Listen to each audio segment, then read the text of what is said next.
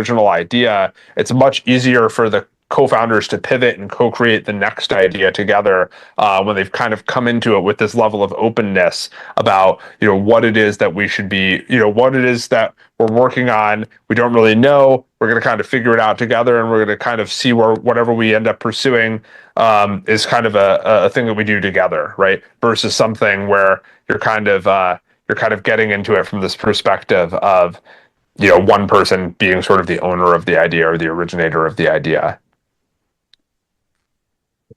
Yeah, thanks. Yeah.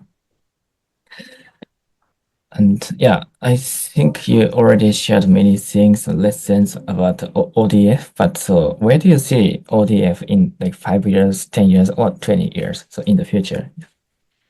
Well, that's a good question because I don't think that if you ever ask somebody where it's going to be in the next 5 years, it's going to change constantly. So I'll tell you where it is now, but you're going to have to check in with me in a year to see sort of where things go, because a lot of the things that are changing how we operate are external factors, right? It's the external market, right? And I don't mean like other people building stuff in, early stage startups. I mean like the world, right? We were a digital community for a really long time, exclusively digital because of the pandemic. AI, I think, is really going to change the way people build companies. Ultimately, I think it's hard to be super prescriptive about what the future looks like. But I'll tell you a couple of things that I'm really excited about.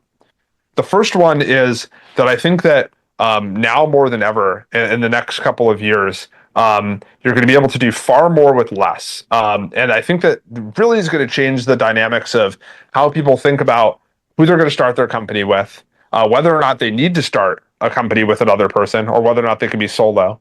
How they think about fundraising, because do you need to fundraise for a lot of businesses anymore? I think that when the cost of creating things continues to go down,